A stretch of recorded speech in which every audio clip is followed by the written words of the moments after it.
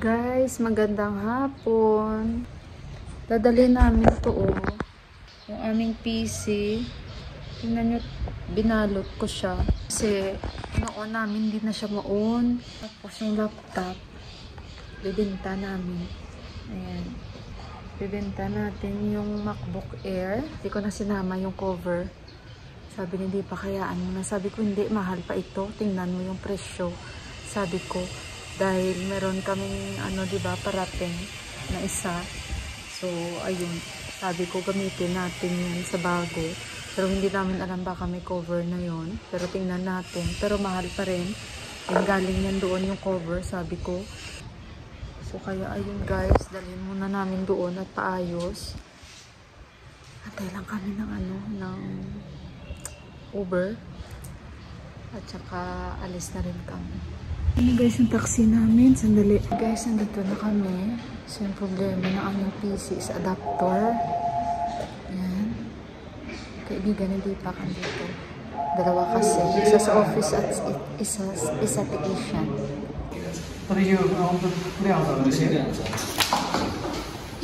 So, ayan guys. Nandito pa ako. Silipak na sa loob pa kasi yung problema is adapter. Parang mall ito pero maliit lang siya. Ayan may Forever 21 din sa taas. May Forever 21 nga. Tingnan nyo guys. Ayan, nanibago ako kasi malalaki yung mga store ng Forever 21 pero dito nasa taas daw.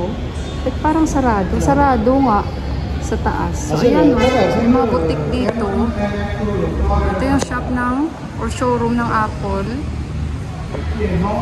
Nag-order pa ata si Deepak yung adapter guys. Ang mahal daw. Titingnan na lang namin. Sabi ni Deepak baka mga nasa 18,000 daw yung adapter. Bago pa yung adapter. So yun ang may problema. So titingnan namin. At buti na lang yung PC. Walang problema guys. Yan ang pinaka-importante. So mag-antay-antay lang kami dito. Ayan guys. Polo naman yan. Polo na shop. Polo Ralph Lauren. Good morning guys. Ayan si Yuhan paalis na. Bye bye anak. I love you. Take care. Bye bye.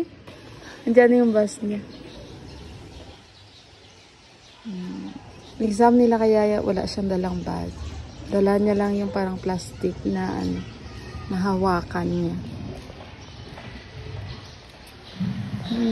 Guys, magandang umaga sa inyong lahat. At welcome again sa ating panibagong vlog. So, andito ako dahil titingnan ko lang si Yuhan. Every morning naman. And, ayun guys, pagpasensyahan yung video ko dahil hindi ako makapag-edit. Sa mobile lang ako ngayon mag-edit. At may mga remaining ako ng mga vlogs. Syempre gamit natin mga SD card. So, hindi ko naman siya pwedeng i-insert dito sa mobile at dito ako edit. Hirap talaga ako. Siguro mga 1 week pagtsagaan nyo muna yung videos natin. Kaya pagpasensyahan nyo. And, yan ang gusto kong sabihin sa inyo na hindi ako makapag-edit this time ng maayos. Wala akong mga intro or outro. Bye-bye anak! Take care! Alis na si Yuhan. So, ayun guys, magbababay pa yan ulit pag nakaupo na siya. Kahapon din nga ako nakapag-upload dahil nga umalis nga kami, diba? So, yun yung videos ko. Ayan. So, ganyan kami ni Yuhan guys. Alas 8 na dito. Pakita ko sa inyo. Ito, yung aming PC, wala siyang problema. Binalot namin kahapon kasi nga dinala namin doon, diba? At saka yung adapter, ayan. Yung naging problema niya, adapter siya guys. At alam din ni Deepak at alam ko rin kung ano ang main cause, bakit nagka-prob. Since yung adapter namin, hindi naman namin yan ginagalaw. At dyan yan, ito yung inverter, konektado sa baba. Ayun guys, ang naging problema, diba, yung on and off, totoong nakakasira talaga siya ng gamit. Kasi nga, pag dito, load shedding o brownout dito, bigla, diba? Bigla mag-off, bigla mag-on. So, sinabihan na ako ng kaibigan ko, yung PC nyo, ingatan nyo. So, buti guys, yung aming PC, wala kaming problema. Kasi sabi ko kay Deepak, pag ito ang naging problema, malaki talaga yung magagastos natin. Actually guys, hindi sa ang mahal kaya nito, ito yung bago ng Mac. So, isa ito sa ating na-invest sa ating pag-YouTube. So dito kami ni Deepak nag-invest kasi nga since alam ni Deepak mahilig ako mag-edit-edit. Noon hindi ko yun na-realize guys, sinabi ko na rin to sa vlog. Pero later on, na-realize ko kung gaano siya kalaking tulong sa akin. And na-appreciate ko si Deepak. Nung time na yun guys, parang sabi ko, ang mahal-mahal, ganito, ganyan, ganyan. Pero iba talaga guys, pag yung dito ako nag-i-edit. Yung niya ba, basta lahat ng gusto ko nandyan. So before, hindi ko yun na-realize guys, na ganito, ganyan, ganyan. Basta, after nun guys, ayun, chinek doon. And sabi ko, sana wala lang problema. At ayokong maiwan ito guys doon, nabubuksan nila. Kasi nga, di ba parang may na ako sa laptop namin na pinaayos namin. Tapos biglang naging ganun.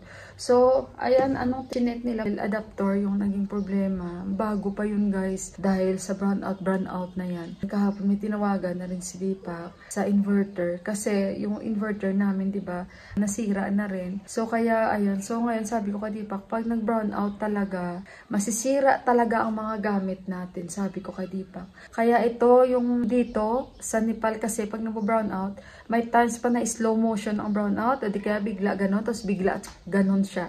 Yung ganon ba? Hindi siya naniniwala sa akin. Kaya yan ang sabi ko. Imagine nyo ito guys, never namin to ginagalaw. Kahit yung adapter niya, hindi namin yan ginagalaw guys. Pag mag-on and off, or hindi namin siya binubunot, or basta lang i-off sa switch. Yung ganon. So, kaya lesson na ito sa amin. Kaya sinabihan ko kahapon si Deepak. Kaya pag nag-brownout talaga, hindi tayo pwedeng magtiwala. Kasi dito, parang Christmas light talaga. At nag-order na si Deepak. Sabi ni Deepak sa akin, magagaling pa yun sa Hong Kong. So parang nasad ako kahapon dahil, ayun, 1 week pa siya bago dumating. Wala silang stocks dito guys. So kaya kahit ito guys, sa Hong Kong ito galing. Inantay pa to ni Deepak at na-surprise ako nung dumating. Kita nyo guys yung kulay? Purple. Kulay niyan. Kasi favorite ko yung purple na kulay. Hindi ko rin nga alam na purple ang kulay nito. Nagulat ako nung dumating bakit purple. So, ito napakalaking tulong sa pagbablog ko ito. Kaya parang baby talaga namin ni Deepak. Yung laptop naman, binenta namin yun. And iayusin din nila doon sa showroom nila. At saka ibabawas na lang siguro yung charge pag nabenta na. Yung kaibigan na lang ni Deepak ang bahala. MacBook Air yun guys, at with charger. Yung kuya niya kasi may bibigay sa amin ulit MacBook para sa work ni Deepak din. Kasi nga, yung PC namin na isa, yung monitor, maliit pa yan si Johan. Papakita ko sino. Ang ginagamit ni Deepak sa kanyang work, matagal na ito, Lenovo ito. Sa UAE pa ito guys, pero napakagandang quality.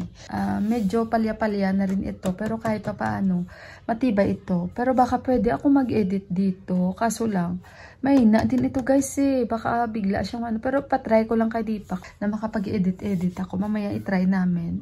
Ito yung Lenovo guys, maliit pa siya. Siguro 3 years old pa lang ito si Johan. Puti lahat yung kulay nito, pati keyboard. Yung keyboard hindi na rin gumagana. So, ito yung keyboard na bago na nabili namin dito. So guys, ako ay naantok. Matutulog muna ako Parang masanay na ako tuwing tanghali. Natutulog ako guys. So, kakainom ko lang ng insure ko. At ako ay matutulog talaga. Ayan, idip ako guys Si Deepak umalis siya. Tinawagan siya ng kanyang kaibigan. Pero may trabaho yun. Uuwi yun ng maaga. So, matutulog muna si Smila guys At mamaya balikan ko kayo. At, ito mamaya guys Kasi pipikit talaga yung mata ko guys. So, ayan guys.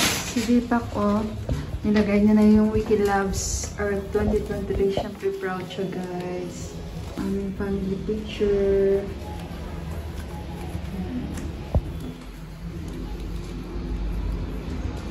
Si Johan. So now we'll put also here our family picture like si Somnima, si June, tapos si Yuna. The small picture we will put all here. And you, Prakash Dai, and Subash Bhai, Lupa Didi, and Alicia's sister, Mommy and Daddy. It's nice, if full of pictures. Slowly, we'll put all our family pictures here. Our family photos. Diba? Be careful, See? The bamboo. Guys, alam niyo ba, namatay na daw yan. Kasi sabi ni Deepak parang ata, Be, why they die, be? Why they died, both of them? Someone hit them? Parang nabundol ata sila, guys. Baka yun nalungkot si Deepak.